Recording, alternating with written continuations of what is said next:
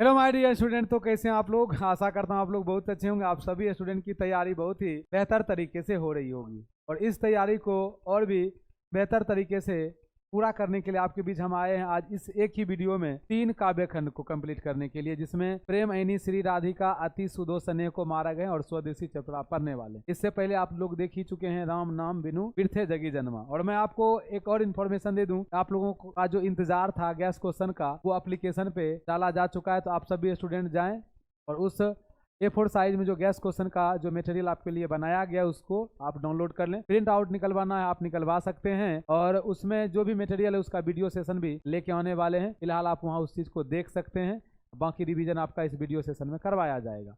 आप सभी स्टूडेंट जो भी इस चैनल पर नए हैं आप लोग इस चैनल को सब्सक्राइब कर लें और जो मटेरियल आपको अवेलेबल मिलेगा वह ज्ञान बिंदु GS एकेडमी एप्लीकेशन पे, तो प्ले स्टोर में जाइए, एप्लीकेशन डाउनलोड कर लीजिए और जो भी आपको वहाँ पे PDF दिया जा रहा है उस PDF को आप देखिए, समझिए कि आपके लिए वह बेहतर ही देखोगे चीज़ें किया गया और मटेरियल आपका बहुत ही तगड़ा है। और शुरुआत आप लोग जो आज यहाँ पर मतलब देखने वाले जो हैं या एक ही वीडियो में आपको हम 3 चैप्टर पढ़ाने वाले हैं बड़े ही अच्छे तरीके से, बड़े ही बेहतर तरीके से। और इसमें आपको हम बताने वाले हैं सबसे पहले कवि परिचय के बारे में, फिर कविता का हिंदी अर्थ हम आपको समझाएंगे और उसके बाद ऑब्जेक्टिव प्रश्न की तरफ लेकर चलेंगे। बाकी पूछोगा आप सर सब्जेक्टिव कहाँ है, तो सब्जेक्टिव के लिए आप लोगों के लिए याद रखिएगा जो गैस क्वेश्चन तैयार किया गया उसका वीडियो सेशन हम बहुत ही जल्द लाने वाले हैं। बाकी अभी आपको क्या PDF मिल जाएगा। तो चलिए शुरुआत करते हैं आज के इस क्लास का और शुरुआत करेंगे हम सबसे पहले रसखान जी का जो कविता लिखा गया है प्रेम ऐनी श्री राधिका। कौन सा कविता है? प्रेम ऐनी श्री राधिका कविता है। चलिए तो देखिएगा इस कविता के जो कवि हैं वह कौन है? कवि हैं याद रखिएगा प्रेम ऐनी श्री राधिका और करिल के कुंजन ऊपर वारों, इसके कवि हैं रसखान जी। रसखान के जीवन के संबंध में यदि देखा जाए तो रसखान के जीवन के संबंध में सही सूचनाएं प्राप्त नहीं होती है, परंतु इनके ग्रंथ किसमें? प्रेम वाटिका में यह संकेत है मिलता है ये दिल्ली के पठान राजवंश में उत्पन्न हुए थे। किस राजवंश में इनका जन्म हुआ था? पठान राजवंश में जन्म हुआ था इनका। और इनका रचना काल जो है जहांगीर का राज्यकाल माना जाता है। याद रखिएगा कि रसखान का रचना काल किस राजा का राज्यकाल है? याद रखिएगा जहांगीर। और जहांगीर किस वंश से थे? मुगल वंश से। आपको पता है कि अकबर के क्या थे? बेटे थे। बचपन में इन्हीं का नाम था शाहजादा सलीम, ठीक है, जो शाहजादा सलीम को अनारकली से प्रेम हो जाता है। वैसे इनके बारे में तो नहीं है इतना डिटेल्स में, बस इतना जानिए कि रसखान का रचना काल किस राजा के समय था? जहांगीर के समय।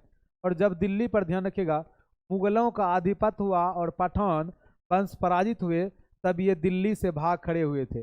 और इसमें देखोगे सबसे पहले अब एक चीज जो हम बता देते हैं, ये किस वंश से थे?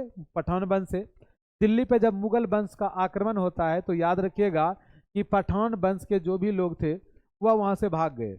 और उसमें देखोगे कौन? रसखान भी शामिल थे। तो रसखान कहाँ चले आए? याद रखिएगा ये दिल्ली से जब भाग गए तो ये आगे ब्रज भूमि में। ये कहाँ आगे? ब्रज भूमि में भगवान श्री कृष्ण की देखोगे जो कर्मस्थली है उन जगह पे, और कृष्ण भक्ति में ये तल्लीन हो गए इस एरिया में देखोगे। फिर जब ये आए मतलब ब्रजभूमि वाले क्षेत्र में जब ये आए तो भगवान श्री कृष्ण के भक्ति भाव में ये डूब गए। भगवान श्री कृष्ण के देखोगे भक्ति भावना में डूब गए और उनसे काफ़ी ये प्रभावित हुए और उन्हीं पे आधारित देखोगे इनका रचना भी है।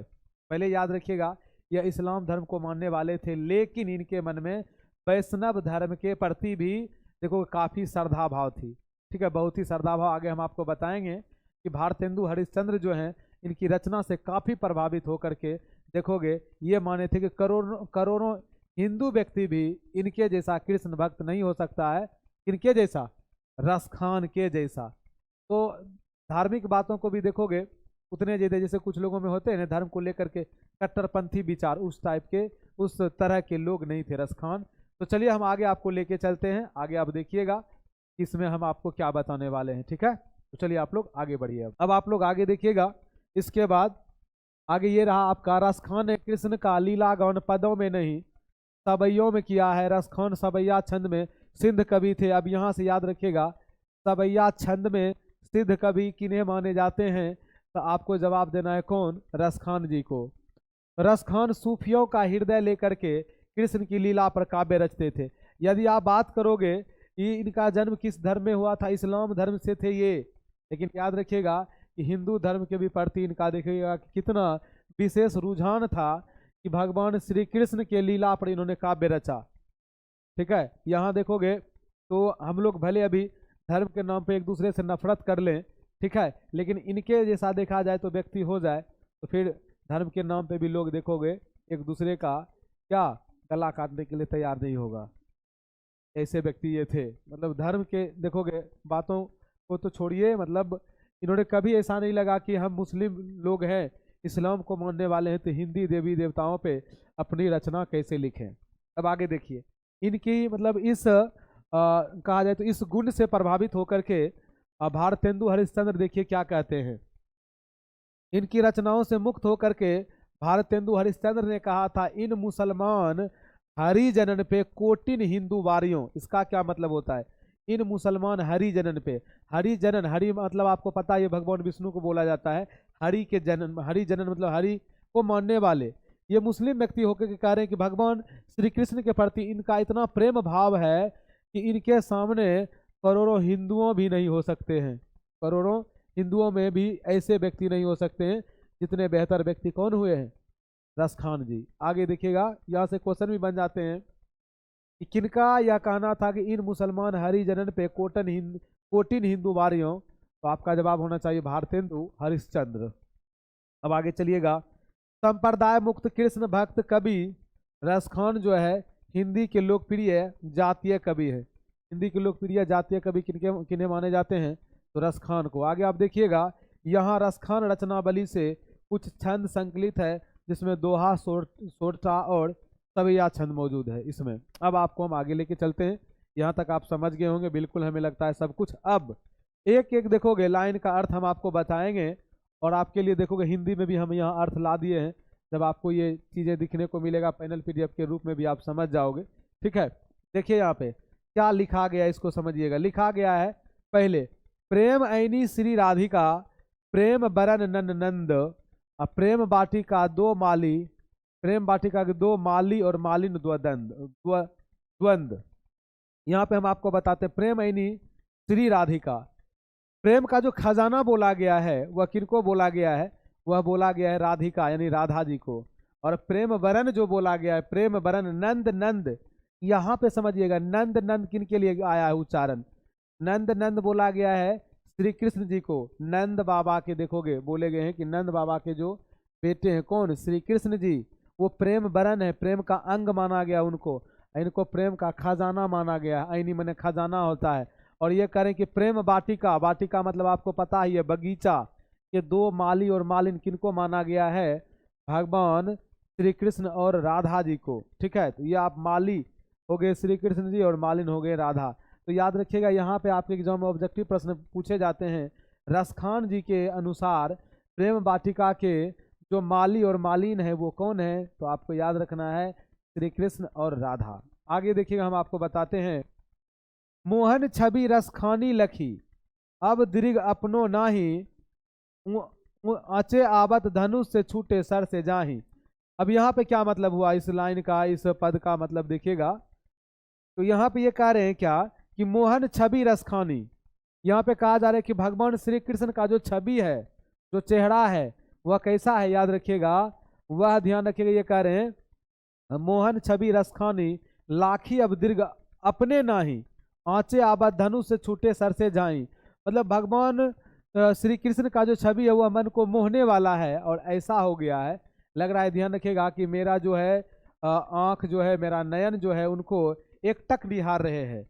और आगे ये कह रहे हैं कि ऐसा हुआ है कि जैसे देखोगे धनुष से बाण छूट रहा है, ऊंचे आबद धनुष से छूटे सर से जाएं, उसी तरह से देखोगे कि हमारा मन जो है वह किनके तरफ लगा हुआ है? भगवान श्री कृष्ण जी के तरफ। आगे कह रहे हैं, मोह मानिक, मोह मन मानिक ले गए चितो चोर नंद नंद, अब बेमन मैं क्या करूं पड़ी फेर के फंद।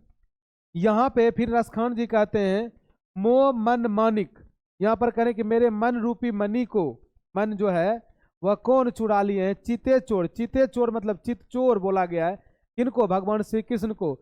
चिते चोर मतलब चित्त मने होते हैं मन, याद रखिएगा। चित्त को चुराने वाले, चित्त को चुराने वाले किन्हें बोला गया है? मन को चुराने वाले किनको बोला गया? कि मनोहर छवि वाले मनोहर मुख वाले, मन को हरने वाले कौन? भगवान श्री कृष्ण जो हैं वो क्या किए हैं, याद रखिएगा, इनके मन को चुरा लिए हैं। और ये कह रहे हैं अब मैं बेमन हो गया हूँ, मेरा मन भी जो है अब मेरा खुद के पास नहीं है। ऐसा लग रहा है कि भगवान के ही तरफ मेरा मन आकर्षित हो गया, मैं बेमन हो गया हूँ। और परी फेर के फंद, मतलब ऐसा लग रहा है कि मैं किसी फेरा पचरा में फंस गया हूँ। अब आगे देखिएगा इसमें, प्रीतम नंद किशोर जा दिन में नहीं लगियो, मन पावन चित चोर पलक ओट नहीं करी सको। यहाँ पर कह रहा है प्रीतम नंद किशोर, नंद किशोर यानी श्री कृष्ण को बोला कि हे प्रीतम, हे मेरे प्यारे, मेरा तो नयन ऐसे लग गया आपके ऊपर, मन तो मेरा, आप मन पावन चित चोर जो है, वो चित चोर किनको? श्री कृष्ण को बोला गया, चित चुराने वाले। ऐसा लग रहा है कि जब से हम आपको देखे हैं, ठीक है, मेरा जो है यहाँ लिखा गया जा दिन ते नैन ही लगो, मेरा तो कहीं देखोगे नैन मन लग ही नहीं रहा है, आपके तरफ हम पूरी तरह से आकर्षित हो चुके हैं। और आगे कहते हैं मन पावन चित्तोर पलक ओट नहीं कर सको।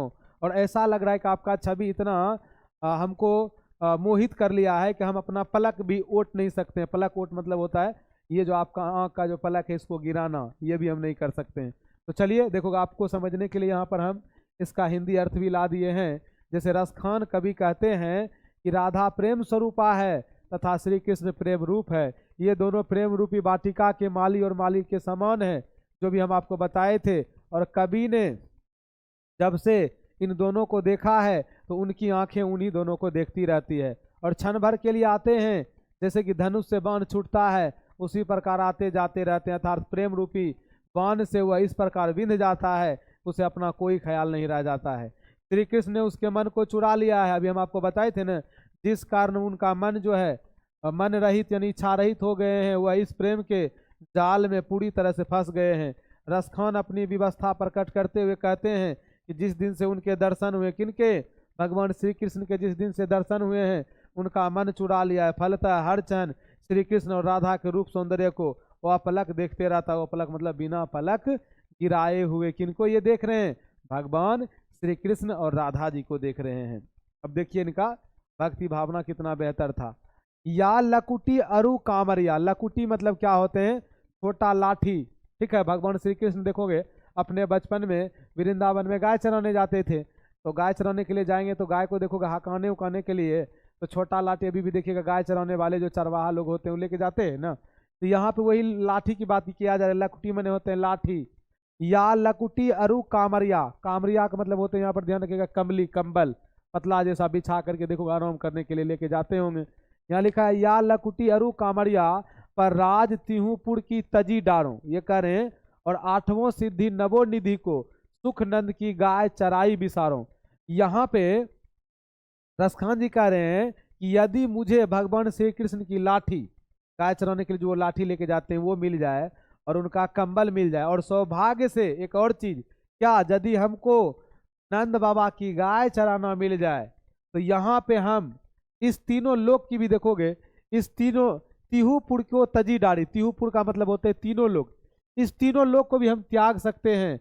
और 8वां सिद्धि और नवो निधि का जो सुख होता है जीवन में, जो नवो निधि मतलब ये जो नवो निधि मतलब 9 प्रकार के जो बताया गया सुख और 8वां सिद्धि जो बताया गया है, इन सभी चीजों को मैं छोड़ दूं, त्याग दूं। किस कौन चीज इनको मिल जाए तो सिर्फ भगवान श्री कृष्ण की गाय चराने के लिए, नंद बाबा की गाय चराने के लिए मिल जाए और भगवान श्री कृष्ण का लाठी और कंबल मिल जाए, तो सोचिए करे कि हम तीनों लोग त्यागने के लिए तैयार हैं, जीवन के सारे सुख भी हम त्यागने के लिए तैयार हैं। किस चीज पे? इन सभी चीजों पे। अब आगे देखिए कवि रसखान क्या कहते हैं, रसखानी कबो इन आँखिन से ब्रज के बनबाग तराग निहारो।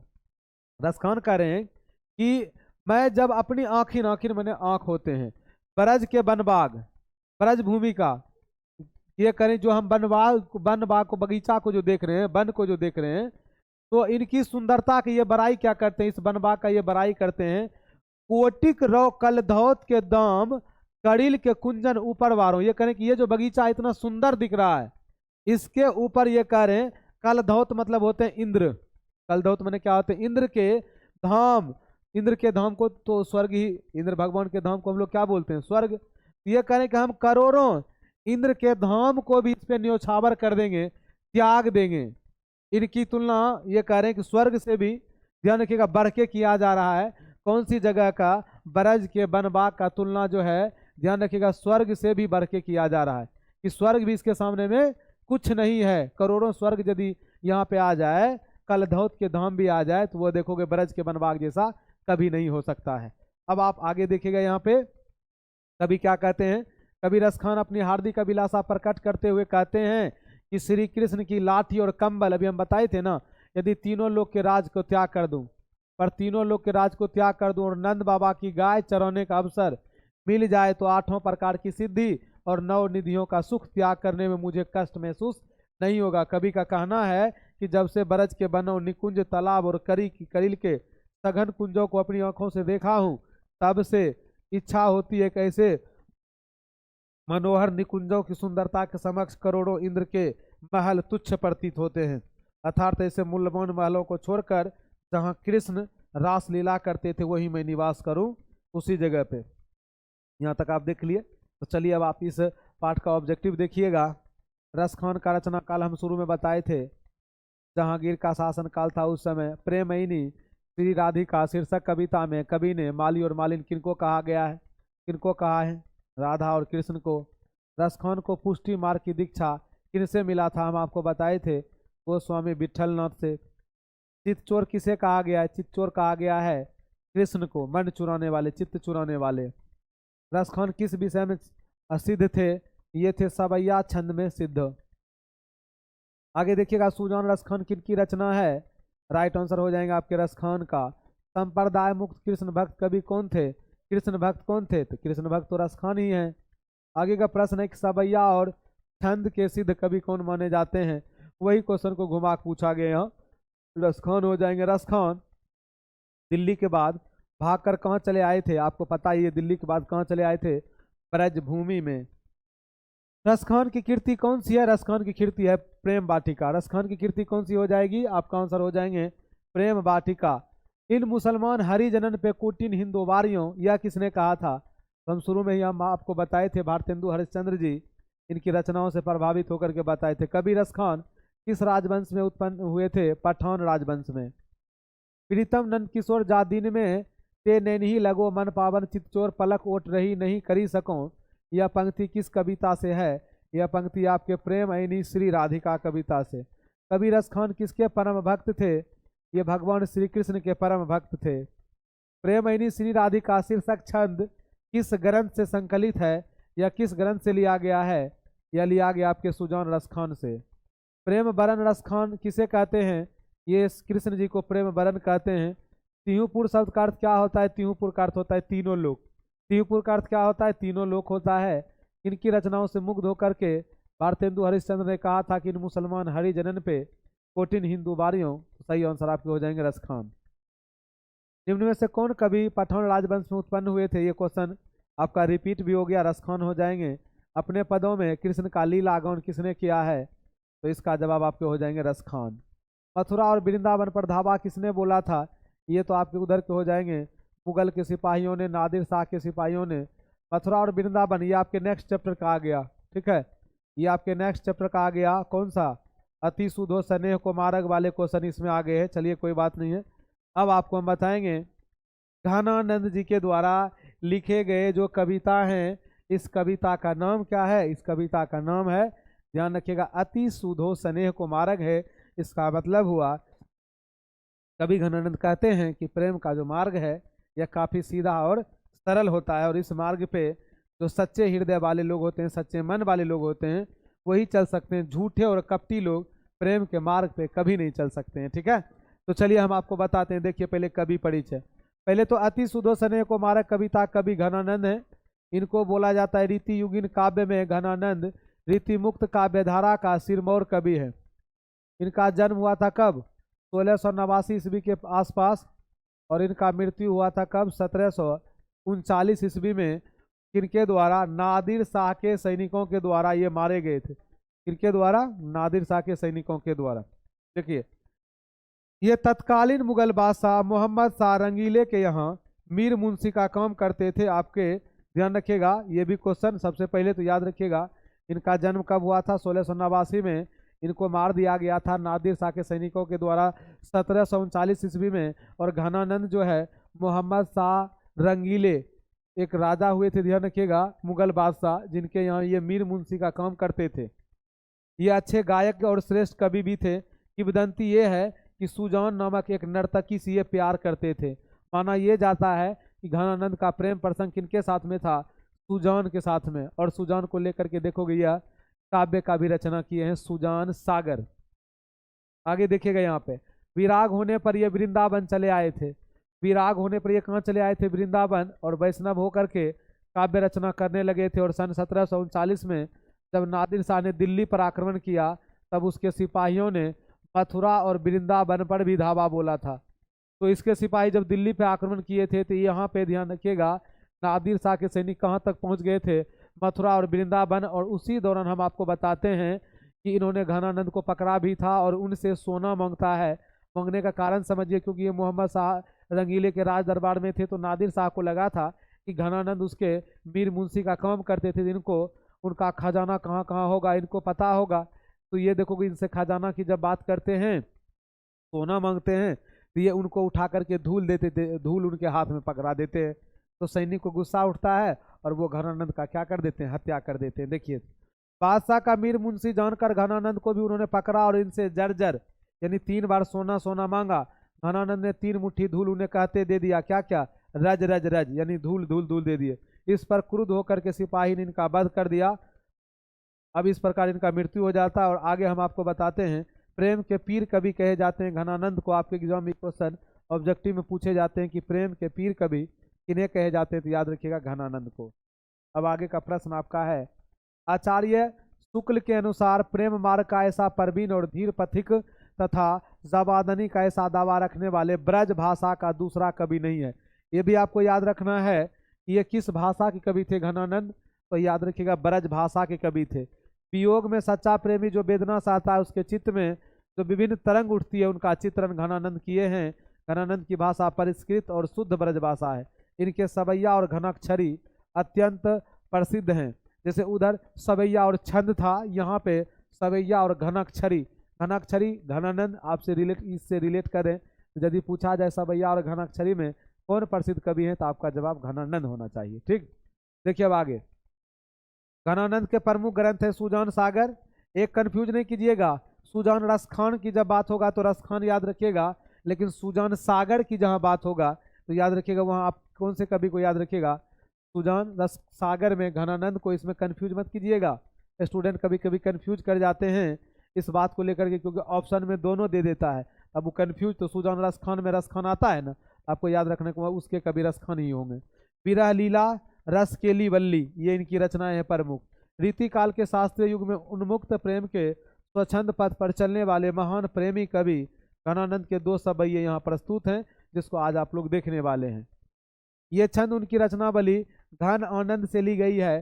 प्रथम छंद में कवि जहाँ प्रेम के सीधे सरल और निश्चल मार्ग की प्रस्तावना करता है, तो द्वितीय छंद में मेघ की अनुयुक्ति के माध्यम से विरह वेदना से भरे अपने हृदय की पीड़ा को अत्यंत कलात्मक रूप में अभिव्यक्ति देता है। मेघ मतलब बादल का सहारा लेते हैं, अपने दर्द भरे, ध्यान रखिएगा, जो बातें हैं वो अपने आंसुओं उनके, और जो प्रेम में जो पीड़ा सह रहे, तो अपनी आंसुओं को ये पहुंचाने के लिए कहते हैं सुजान के आंगन में कि आप बादल को कहते हैं कि अब जो है मेरा जो दर्द जो है मेरे आंसुओं के द्वारा हम पहुंचाना चाहते हैं। किनके आंगन में? सुजान के आंगन में। और पहला लाइन में ये प्रेम की मार्ग की व्याख्या करता है कि प्रेम का जो रास्ता होता है वह किस प्रकार का होता है। एक एक देखोगे पंक्ति का अर्थ हम आपको बताने वाले हैं। तो चलिए आप लोग यहाँ आ जाइए। देखिए यहाँ पे लिखा क्या है, अति सुदोष स्नेह को मार्ग हैं, जहाँ नेकु सयानप बांक नहीं, कहाँ साचे चले तजनी, तजी आपन पो झुझके कपटी जे निशंक नहीं।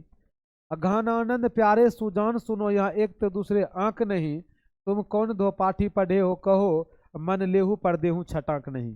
देखिए यहाँ पे हम प्रत्येक पंक्ति का एक एक अर्थ आपको बता रहे हैं। जैसे ये पहला पंक्ति, अति सुधो स्नेह को मार्ग हैं, जहाँ नेकु सयानप बांक नहीं। इसका अति मने होते हैं, ध्यान रखिएगा, प्रेम का जो मार्ग है। अत्यंत सुधो मने होते हैं सीधा, स्नेह मने होते हैं प्रेम, ठीक है, सुधो मने सीधा होते हैं। ब्रज भाषा में है तो इसका हिंदी अर्थ अलग हो जाएंगे। मार्ग मने होते हैं मार्ग, जहाँ नेकु मने होते हैं, ध्यान रखिएगा, तनिक भी। सयानप मतलब होते हैं चतुराई, नहीं चलता है, तो इसका अर्थ देखिए, प्रेम का मार्ग अत्यंत सीधा और सरल है। इस मार्ग पर चतुराई या चालाकी, टेढ़ापन की रत्ती भर, ठीक है, नेकु मैंने तो रत्ती भर, तनिक भी, रत्ती भर भी जगह नहीं है। यानी प्रेम में दिखावे और छल कपट का कोई आवश्यकता नहीं होती है, इनका मानना है। और याद रखिएगा, सच में जिस प्रेम में दिखावा और छल कपट होगा वह प्रेम अधिक समय तक नहीं चलता, क्योंकि लोग एक दूसरे से वहाँ प्रेम के नाम पे व्यापार करते हैं। ये कितनी बड़ी बात देखोगे, अपनी कविता में बोले हैं कि प्रेम का जो मार्ग है यह अत्यंत सीधा है और सरल भी, और इस मार्ग पे चतुराई और चालाकी रत्ती भर भी जगह नहीं है। यानी प्रेम में दिखावे और छल कपट वाली बातें नहीं चलती। तो जो कपटी लोग हैं, जो छलबाज लोग हैं, समझे, वो इस मार्ग पे नहीं चल सकते हैं। आगे देखिएगा यहाँ पे, कहाँ सांचे चले तजी आपन पोझिज को कपटी जे निशांक नहीं। इसका मतलब देखिएगा, इस मार्ग पर केवल वही लोग चल सकते हैं जो सच्चे हैं। यहाँ लिखा है ना, तहाँ सांचे चले, मतलब इस मार्ग पे वही लोग चल सकते हैं, सांचे मैंने सच्चे लोग, ठीक है, चल सकते हैं जो सच्चे हैं और जिन्होंने अपना अहंकार, आपन पो, यहाँ पर देखिएगा आपन पो मतलब वो ध्यान देखिएगा, यहाँ आपन पो का मतलब हो गया अहंकार को, घमंड को जो यहाँ त्याग के चलते हैं, त्याग दिया हो। जो लोग कपटी हैं, जो लोग शक की मिजाज के होते हैं, शक करते हैं एक दूसरे पे, वो भी प्रेम नहीं कर सकते हैं। ठीक है, क्या करोगे आप उस, जब आदमी पे आपको विश्वास ही नहीं है फिर प्रेम कैसा करोगे। ठीक है, तो यहाँ पे कहा जा रहा है कि जो शक्की लोग होते हैं, जो कपटी लोग होते हैं, वो इस मार्ग पर चलने से झिझकते हैं, क्योंकि वो अपनी चतुराई नहीं छोड़ पाते हैं।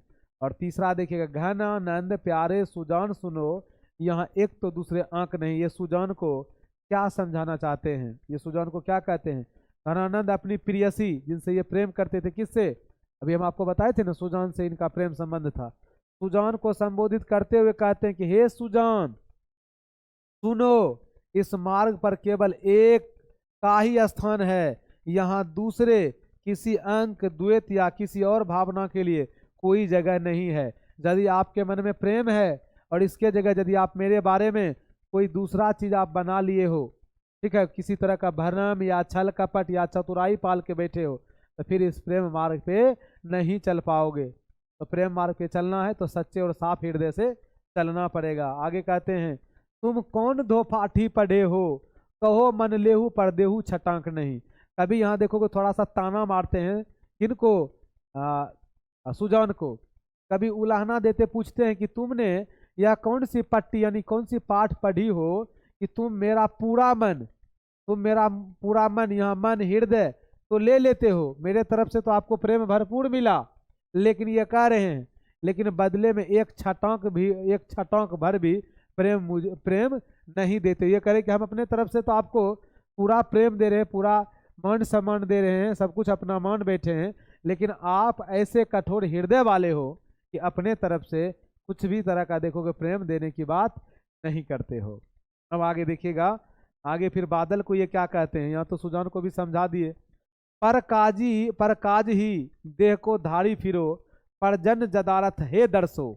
परजन्य बोला गया किनको, बादल को। परजन्य मतलब जो दूसरे के लिए क्या करते हैं, ध्यान रखिएगा, अपना देह धारण करते हैं। यहाँ पर यह भी लिखा है, पर काजी देह को धारी फिरो। बादल को ऐसा कह रहा है कि आप जो है ना, यह जो धारण करते हो अपना शरीर, जो बादल रूपी शरीर है, यह दूसरे के उपकार के लिए तो आप अंततः अपने आप को मिटा भी देते हो।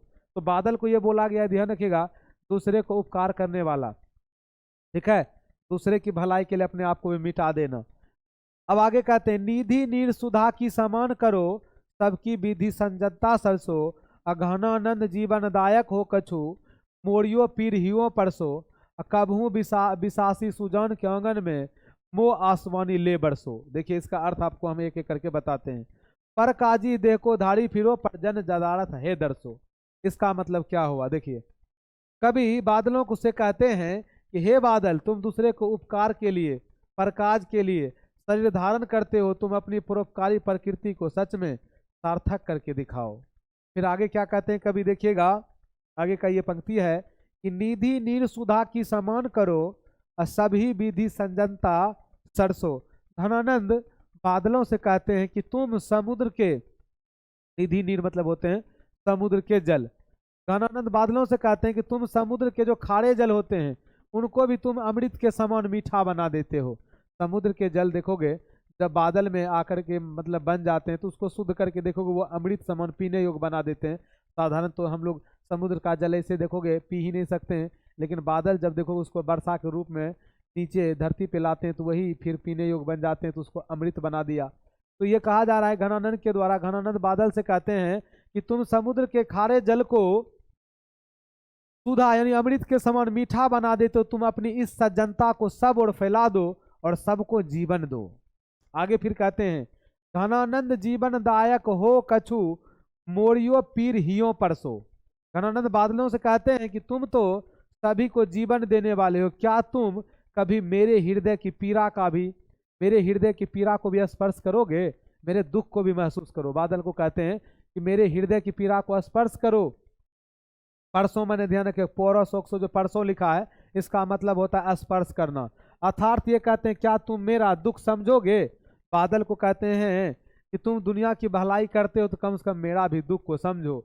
और ये क्या कहते हैं फिर आगे देखिएगा, आगे बादल को कहते हैं कबहू वा बिसासी सुजान के आंगन में मो असवानी ले बरसो। ये क्या कह रहे हैं, कभी कह रहे हैं बादलों से विनती करते हैं कि तुम मेरे विरह के, हम जो सुजान से जो अलग हो गए हैं, जुदा हैं, विरह में हम रो रहे हैं, मेरा आंसू निकल रहा है, ये कह रहे हैं कि विरह के आंसुओं को अपने साथ ले जाओ और कभी उस विश्वासी, विश्वासी मने क्या होते हैं, विश्वासी मने होते हैं विश्वासी, कभी उस विश्वासी सुजान के आंगन में जाकर के बरसो ताकि उसे मेरे भी पीड़ा का और मेरे प्रेम का क्या हो सके, एहसास हो सके। देखो कभी देखोगे कितने रोमांटिक हैं कि अपने दिल की दर्द को देखोगे बादलों के द्वारा कहाँ पहुंचाना चाहते हैं, सुजान के आंगन में।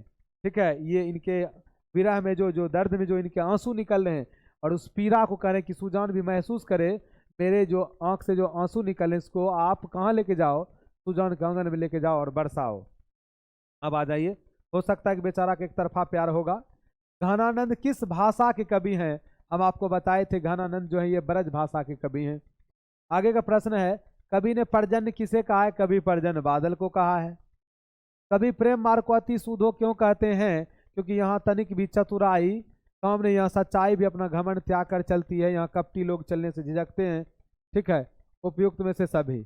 ठीक है, अब आगे देखिएगा, अति सुधो स्नेह को मारा गया, यह पंक्ति किस कवि की है, घनानंद। घनानंद ने किस मार्ग को अत्यंत सीधा और सरल कहा है, प्रेम की मार्ग को ये अत्यंत सीधा और सरल मानते हैं।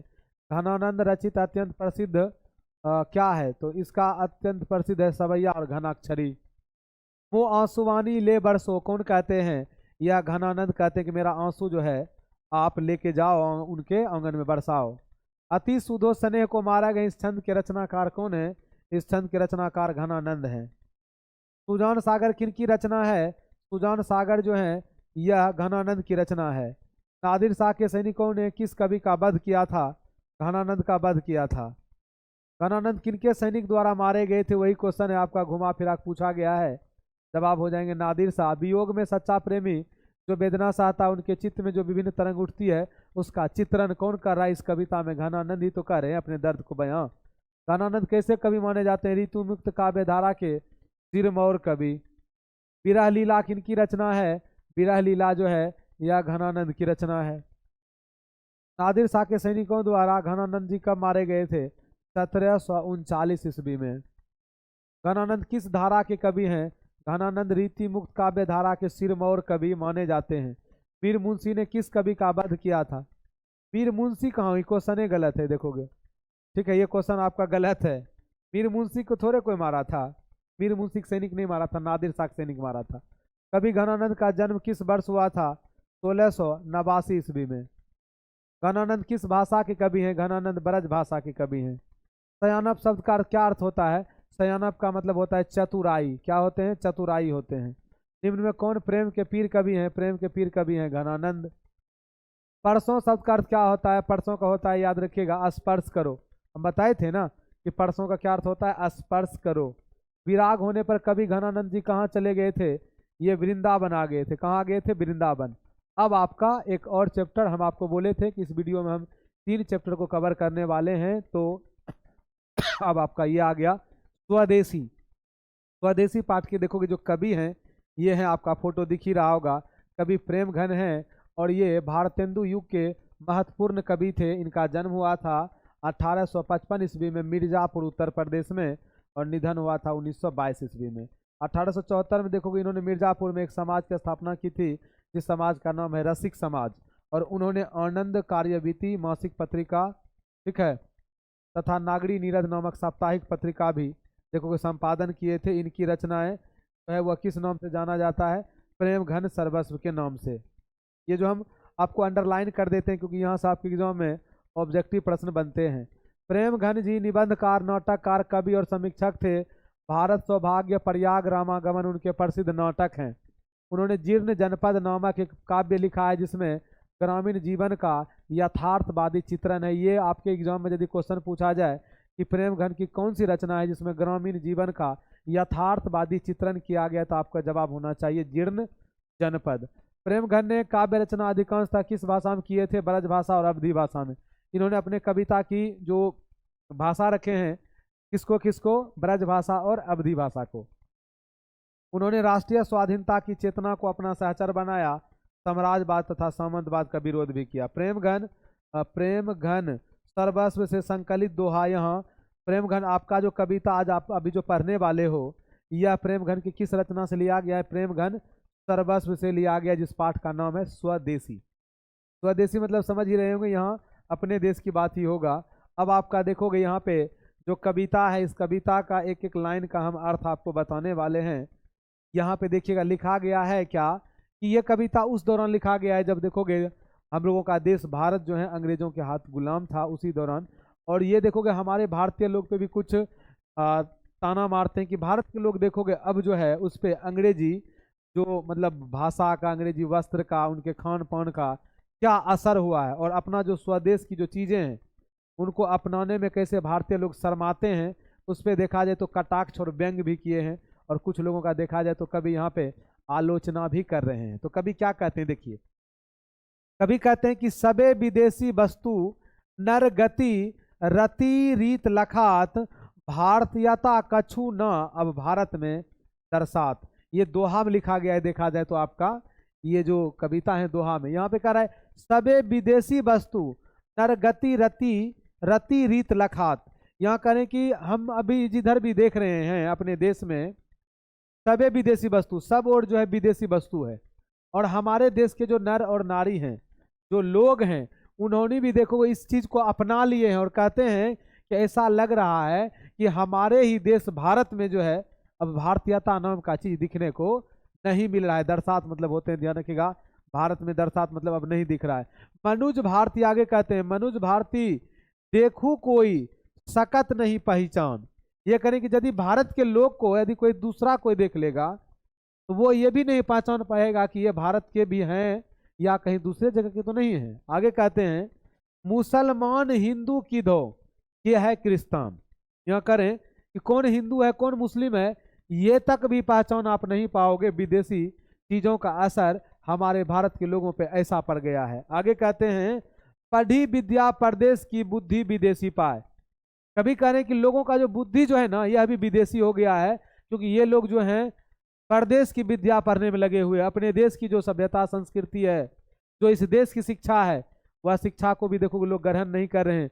बुद्धि विदेशी इसका हो गया है, क्योंकि विदेशी चीज पढ़ पढ़ के ये अपना बुद्धि जो है विदेशी लोगों जैसा बना लिए हैं।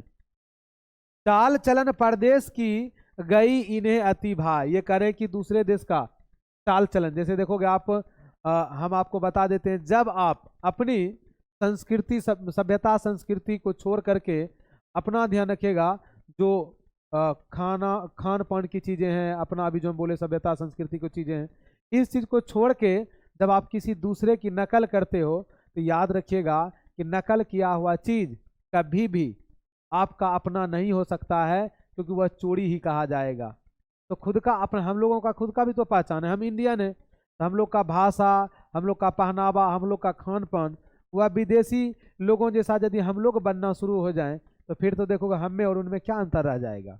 जैसे इंडियन सिनेमा का ही आप बात कर लो, तो इंडियन सिनेमा में देखोगे अभी बॉलीवुड जो है कहीं कहीं देखोगे पीछे चले जा रहे हैं, जबकि साउथ इंडिया जो है आप देखिएगा कि वह वहाँ का पिक्चर देखिएगा किस तरह से भारत भर में देखोगे नाम कमा लेते हैं। कारण क्योंकि साउथ इंडिया में आप गौर से देखिएगा, साउथ इंडिया के जो कुछ पिक्चर जो हैं वह हमारे देश की सभ्यता संस्कृति को दिखाता है। जैसे आप बाहुबली मूवी देखे होंगे, जैसे आप RRR मूवी देखे होंगे, जैसे आप लोग देखिएगा कांतारा मूवी देखे होंगे। इसमें क्या है, इसमें कॉपी नहीं है, लेकिन आप बॉलीवुड को देखो, जो हॉलीवुड वाले हैं उसका कॉपी करेगा, छोटे छोटे कपड़े पहन के नचनिया बन के फिर से नाच रहे हैं, समझे। पूरा क्या देखेगा, विदेश वाले भी देखेंगे तो कहेगा तुम लोग तो हमारा कॉपी करते हो। उसी तरह से कुछ पिक्चर है जो देखिए विदेशों में चला, जैसे आपका बाहुबली पिक्चर विदेशी भी पसंद किए, आपके RR मूवी विदेश के भी लोग पसंद किए। क्यों? क्योंकि उसमें हम लोग प्रेजेंट किए हैं अपनी देश की सभ्यता संस्कृति को। लेकिन यहाँ पे चलिए हम थोड़ा सा दूसरी बात आपको समझाने लगे थे, जो कि पार्ट से रिलेट करते हैं। देखिए यहाँ पे क्या हो गया है, ये कह रहे हैं कि भारत के लोग जो हैं विदेशी लोगों का जो है ना विद्या सीख रहे हैं। पढ़ी विद्या परदेश की, बुद्धि विदेशी पाए, और चाल चलन परदेश की गई इन्हें अति भाए। आगे कह रहे हैं ठठे विदेशी ठाठ सब बनियो देश विदेश, ठठे विदेशी ठाठ बनियो देश विदेश, सपनों हूँ जिनमें ना कहूँ भारतीयता लेस। ये कह रहे हैं ऐसा लग रहा है कि हमारे जो हर जगह जो है विदेशी चीज ही ठठ बस मतलब रच बस गए हैं, और सपनों में ही जिनमें ना कहूँ, ये करें कि सपनों में ही, मतलब मैं आपको क्या बताऊं, ऐसा लग रहा है कि भारतीयता नाम का लेस मात्र भी अब लोगों के अंदर जो अपनी भारतीयता की जो पहचान है वह नहीं बचा है। आगे आप देखिएगा, आगे कभी क्या कहते हैं, आगे कहते हैं बोली सकत हिंदी नहीं। ये करें कि अब तो लोग कुछ हिंदी भी नहीं बोल पाते हैं। अब मिली हिंदू लोग अंग्रेजी भाखन करत अंग्रेजी उपभोग। यह करें कि लोग जो है ना अब हिंदी भी नहीं बोल रहे हैं, लोग अब अंग्रेजी बोलना शुरू कर दिए हैं। और आगे कहते हैं इसमें कभी अंग्रेजी वाहन बसन भेष रीति और नीति अंग्रेजी रुचि गिरी सकल वस्तु देश विपरीत हिंदुस्तानी न। अब ये कह रहे हैं, फिर कभी कहते हैं कि लोग जो है अब अंग्रेजी वाहन अंग्रेजी वसन भाषा जो बोल रहे हैं बोल ही रहे हैं, शिक्षा ग्रहण कर रहे हैं अंग्रेजों के द्वारा जो बनाए गए। ध्यान रखिएगा जो वेशभूषा मतलब भेष रीति की जो हम बात कर रहे हैं यहाँ पे, उनके द्वारा जो वस्तु उपयोग लायक है पहनने के लिए वेशभूषा भी लोग अंग्रेजों के द्वारा जो बनाए गए जो हैं जो वस्त्र हैं वो पहन रहे हैं। और अपने आप को भारतीयता कहने में आगे ये कहते हैं अपने आप को हिंदुस्तानी नाम सुनी अब ये सकुची लजात भारतीय सब वस्तु ही तो ये हाय घिनात। इसका मतलब समझिएगा, ये कह रहे हैं कि अब बहुत सारे लोग को ऐसा लगता है कि हिंदुस्तानी नाम सुनी अब ये सकुची लजात, मतलब खुद का हिंदी भाषा बोलने में यहाँ का जो बना हुआ, ध्यान रखिएगा, जो वस्त्र है वो पहनने में इन लोग को ऐसा लग रहा है कि शर्म लग रहा है। और ऐसा लग रहा है कुछ लोगों को कि हिंदुस्तानी नाम सुन करके ये लोग लजा रहे हैं, शर्मा रहे हैं। और इसलिए फिर कभी कहते हैं ऐसा लग रहा है कि भारतीय सब वस्तु ही सो ये घिनात, मतलब खुद के ही जो वस्तु हैं जो बना हुआ वस्तु है उनको ये पहनने में देखोगे बड़ा ही अपने आप को लग रहा है, ऐसा वो अपने आप को लग रहा है कि नीच फील कर रहे हैं। घिनाने का मतलब होता है, ध्यान रखिएगा, कि आप यदि उसको पहन लेंगे तो आप खराब दिखने लगोगे। तो यहाँ पे ये कहा जा रहा है कि भारतीयता सब वस्तु ही सो ये घिनात। आगे करें कभी देश नगर बानक बनो सब अंग्रेजी चाल हाटन में देखू भरा बसे अंग्रेजी माल। देश नगर बानक बनो, इसका मतलब समझिए सब अंग्रेजी चाल। और हाटन में जो है, हाटन मतलब होते हैं बाजार में, अब क्या दिखने को मिलता है, सिर्फ और सिर्फ अंग्रेजी वस्तु, अंग्रेजी माल, मतलब अंग्रेज के द्वारा जो बनाए गए वस्तु है ना, अब बाजार में सिर्फ यही भरा पड़ा है। लग रहा है कि हम लोग का जो है भारत की जो बनी वस्तु है वो भी अब बाजार में दिखने को नहीं मिलता है। आगे आप देखिएगा, आगे लिखे हैं अब ये नेता पे थोड़ा सा देखोगे, यहाँ पे नेता पे भी किया गया है, ध्यान रखिएगा। कुछ बातें नेता का भी आलोचना हुआ है ये प्रेमगंज जी द्वारा। प्रेमगंज जी कहते हैं जिनसे संभल सकत नहीं तन की धोती ढीली ढाली, देश प्रबंध करी हेंगे वो ये है कैसी खाम ख्याली। ये कह रहे हैं कि अभी के जो नेता है ना, ये कह रहे हैं कि हम देश की व्यवस्था को सुधार देंगे, ठीक है, देश को संभालने चले हैं। सबसे पहले तो इनका अपना धोती इनसे संभलता है, ठीक है। ये कह रहे हैं कि इनका खुद का तो धोती इनसे नहीं संभल रहा है, और इनको हम क्या, ये हमारे सामने में क्या वादा करें कि हम देश की स्थिति को संभालेंगे। आगे कहते हैं दास वृत्ति की चाह चहू दिसी चारहू बढ़न बढ़ा ली, करत खुशामत झूठ प्रशंसा मनहू बने डफाली। इसका मतलब समझिएगा, ये कह रहे हैं कि ऐसा लग रहा है कि कुछ लोग अंग्रेजों का क्या कर रहे हैं, दास वृत्ति की चाह अभी भी चाह रहे को भले गुलाम ही हम हैं, मतलब अंग्रेजों का बड़ाई कर रहे हैं। दफाली, ध्यान रखिएगा यहाँ पर लिखा है ना, करत खुताम खुशामत झूठ प्रशंसा, उन लोगों का मतलब उन लोगों का जो है अंग्रेजों का, जो अंग्रेज बड़े लोग हैं उनका झूठ प्रशंसा भी भारत के कुछ लोग करने में लगे हुए हैं। और वो ऐसा मनहू बने डफाली, डफाली मतलब होते हैं झूठे लोग भी, ध्यान रखिएगा कि झूठ की प्रशंसा ये क्यों कर रहे हैं, झूठ की प्रशंसा आखिर वो इसलिए कर रहे हैं, ध्यान रखिएगा, उनका चमचागिरी ये इसलिए करने में लगे हुए हैं ताकि अंग्रेजों के तरफ से इनको विशेष छूट मिलता रहे, इनका जीवन बढ़िया से कटे, अब भारत के और लोग का जीवन बढ़िया से कटे या ना कटे। जैसे आप देखिएगा आपके गांव में कोई नेता होगा, ठीक है, और वह ठीक ठाक काम नहीं कर रहा होगा, तो कुछ लोग देखोगे गांव के उसका क्या करेंगे, विरोध भी करेंगे। लेकिन आपके ही गांव से कुछ ऐसे भी लोग होंगे जो वही नेता के साथ में घूमता होगा और उन नेता का वो बड़ाई करेगा, बोलेगा नेताजी तो बढ़िया काम कर रहे हैं, मतलब वो खराब भी करेंगे तो ये उनका बड़ाई करेंगे, नहीं नेताजी अच्छे लोग हैं। लेकिन हम आपको बता देते हैं, समझिएगा यहाँ पे वही हाल है कि अंग्रेज लोग झूठा खुशामद करते हैं, ठीक है, मानहू बने डफाली, उनका डफाली देखो झूठी प्रशंसा करके ये अपना सुख की बात करते हैं। अब आपको हम लेके चलते हैं आगे, और आगे आपका ऑब्जेक्टिव प्रश्न होगा, प्रदेश की विद्या पढ़ने का क्या परिणाम हुआ है, तो उत्तर आपका होगा सबकी बुद्धि विदेशी हो गई है। प्रेमघन अपना आदर्श किसे मानते थे, भारतेंदु हरिश्चंद्र को। स्वदेशी पाठ के अनुसार अब हिंदू लोग मिलने पर आपस में किस भाषा में बात करते हैं, ये लोग अब आपस में भी मिलते हैं तो अंग्रेजी भाषा में बात करते हैं। स्वदेशी कविता किससे लिया गया आपके बुक में, प्रेम घन सर्वस्व से लिया गया, ये हम आपको बताए थे। हिंदुस्तानी नाम सुनी, अब ये सकुची लजात पंक्ति किस कविता से उद्धृत है, मतलब लिया गया है, तो ये आपका लिया गया है स्वदेशी कविता से। स्वदेशी शीर्षक पाठ के रचनाकार कौन है, तो सही जवाब आपके हो जाएंगे प्रेमघन। जीर्ण जनपद किस कवि की रचना है, इसका जवाब हो जाएंगे बद्री नारायण चौधरी प्रेमघन, इनका पूरा नाम था। भारत सौभाग्य किनका प्रसिद्ध नाटक है, राइट आंसर हो जाएंगे प्रेमघन। कवि प्रेमघन के अनुसार कौन सी विद्या पढ़कर लोगों की बुद्धि विदेशी हो गई है, तो विदेश की विद्या पढ़कर, यहाँ पे हो जाएंगे विदेशी विद्या, विदेशी विद्या। प्रेमघन किस युग के प्रमुख कवि थे, भारतेंदु युग। बद्री नारायण चौधरी प्रेमघन की रचनाएं किस नाम से संग्रहित है, राइट आंसर आपके हो जाएंगे प्रेमघन सर्वस्व। प्रयाग रामागमन शीर्षक नाटक किसकी रचना है, तो बद्री नारायण चौधरी, इन्हीं का नाम है प्रेमघन, याद रखिएगा। हिंदुस्तानी नाम सुनी अब ये सकुची लजात, भारतीयता सब वस्तु ईसो, ये घिनात हो जाएंगे, घिनात। यह पंक्ति किस कविता की है, यह पंक्ति आपके स्वदेशी कविता की है। बोली सकत हिंदी नहीं अब ये मिली हिंदू लोग, अंग्रेजी भाषण करत अंग्रेजी उपयोग, यह किस शीर्षक कविता की पंक्ति है, तो आपके जवाब हो जाएंगे स्वदेशी। बद्री नारायण चौधरी यानी प्रेमघन किस प्रकार के गद्य लिखते थे, ये लिखते थे कलात्मक और अलंकृत गद्य।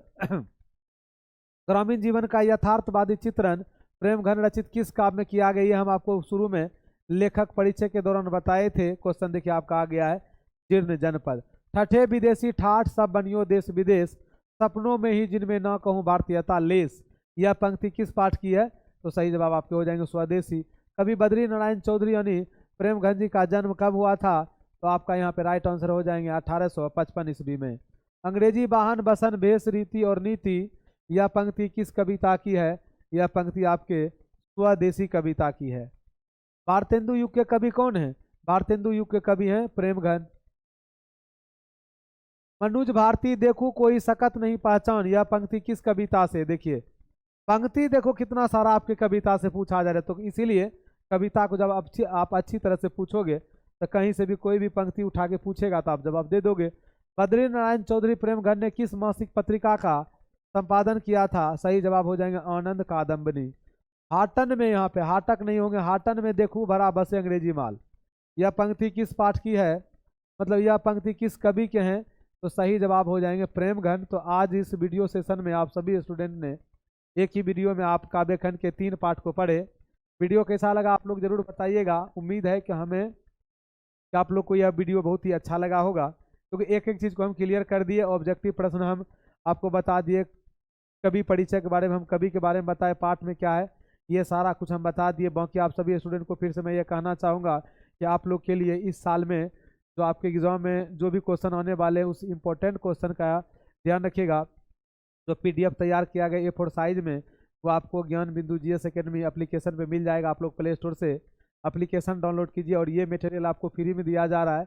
वीडियो लेक्चर आपको इस यूट्यूब प्लेटफॉर्म पे ही मिलेगा, लेकिन पीडीएफ आपको एप्लीकेशन पे मिलेगा। तो आप सभी एप्लीकेशन डाउनलोड कर लें। वीडियो देखने के लिए आप इस चैनल को सब्सक्राइब कर लें, और यदि यह वीडियो आपको अच्छा लगा होगा तो आप अपना एक पॉजिटिव कमेंट ज़रूर लिखिएगा, क्योंकि आपका यह कमेंट हमारे लिए एक हौसला अफजाई का काम करता है। तो चलिए आप सभी स्टूडेंट से मिलेंगे हम नेक्स्ट क्लास में। तब तक के लिए आप सभी स्टूडेंट को जय हिंद।